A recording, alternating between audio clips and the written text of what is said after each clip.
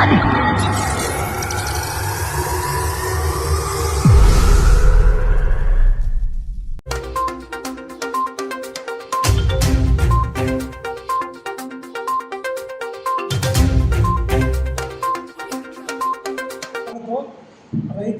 అష్టకష్టాల పాలవుతున్నారు.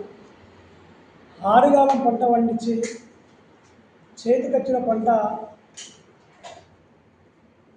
సెంటర్లలో పోస్తే ఇప్పటికి కూడా ఆ ధాన్యం కొనుగోలు చేయాలన్నటువంటి ప్రభుత్వం రైస్ మిల్లల ప్రైవేట్ వ్యాపారులకు అమ్ముకుందామంటే గిట్టుబాటు ధర రాకపోవడం, గవర్నమెంట్కు అమ్మితే సంచులు లేవని కొంత కాలయాపన చేస్తున్నారు, సెంటర్ ఓపెన్ చేయడానికి కొంత కాలయాపన చేశారు.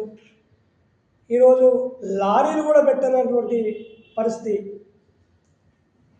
వర్షాలు కొట్టి వడ్లు తడుస్తుంటే కనీసం వాటికి సౌకర్యాలు ఒక తాటిపత్రి కానీ ఒక కవర్లు కూడా ఇవ్వలేనటువంటి పరిస్థితి. వాళ్ళ వడ్లు తడిసి కొట్టుకపోతుంటే రైతుల కళ్ళల్లో నీళ్లు కారుతూ ఆత్మహత్యలు చేసుకోవాల్సిన పరిస్థితి వస్తుంది. ఒక్కొక్కరు అప్పులు చేసి అప్పుడు ఊరియా బస్తాలు లేక అట్టెగోలు ధరలు పెట్టి ఊరియా బస్తాలు వేస్తే అప్పులు తీసుకొచ్చి పంట పండిస్తే సరైన టైంకు కొనక తడిసి ముద్దై కళ్ళల పాలవుతున్నాయి అట్లు. కాబట్టి ఈ ప్రభుత్వం ఇప్పటికైనా రైతుల పక్షాన శ్రద్ధ తీసుకొని ఇమ్మీడియట్గా ఆ అడ్లను కాంటలు చేపించేసి రైస్ మిల్లాల్లో దిగుమతి చేయాలని చెప్పి మేము ఈ టీఆర్ఎస్ పార్టీ రక్షణ సేనతో కోరుకుంటున్నాం. అదేవిధంగా మక్కలను పట్టించుకునే నాదులు లేదు. ఎక్కడ పోసిన మక్కలు అక్కడే ఉన్నాయి. సంచులు లేని ఎవరంటారు, డబ్బులు ఇస్తేనే కాంట చేస్తాను ఎవరంటారు. గిట్టుబాటు ధర లేక మక్కల రైతులు అదొకటి పాలవుతున్నారు. కాబట్టి దయచేసి ఇప్పటికైనా ప్రభుత్వం రైతుల పక్షాన చూడకపోతే రైతు ఏడ్చిన రాజ్యం బాగుపడదు అన్నట్టు, ఎద్దేసిన ఎవరు బాగుపడదు, రైతు వేసిన రాజ్యం బాగుపడదన్నట్టు ఇదే కనుక కొనసాగితే మేము తెలంగాణ రక్షణ పార్టీ తరపున ఖచ్చితంగా మేము ఆందోళన చేపడతాం అని కాంగ్రెస్ పార్టీకి మేము హెచ్చరించడం జరుగుతుంది. రాష్ట్ర సేన తరఫున పెద్దపల్లి జిల్లా నుండి ప్రెస్ మీట్ పెట్టడం జరిగింది. దీని యొక్క ముఖ్య ఉద్దేశం ఏంటంటే, ఇప్పటికీ పొలాలు కోసి 60 రోజులైనా కూడా వడ్లు కొనే పరిస్థితిలో గవర్నమెంట్ లేదు. అదేవిధంగా మక్కల పరిస్థితి దయనీయ పరిస్థితి ఉన్నది. ఇప్పటికీ 40-50% మక్కలను కూడా కాంటాక్ట్ చేసిన పరిస్థితి గవర్నమెంట్ లేదు.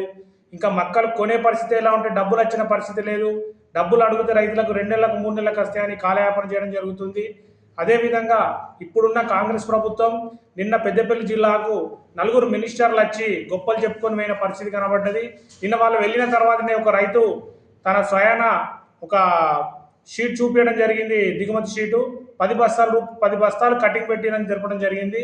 అందుకని మేము కాంగ్రెస్ ప్రభుత్వాన్ని తెలియజేయడం ఏంటంటే, ఖచ్చితంగా వడ్లను ఒక గింజ లేకుండా ఖరీదు చేసి ఎంబటే రైతులకు 24 అవర్స్ లోపల డబ్బులు కొట్టి, మక్కల డబ్బులు కూడా కొట్టి, రైతులు ఆల్రెడీ ఇప్పుడు పూర్తి స్థాయిలో పంట వేసుకునే విత్తనాలు వేసుకునే పరిస్థితికి వచ్చేసింది, రోన్ వచ్చేసింది.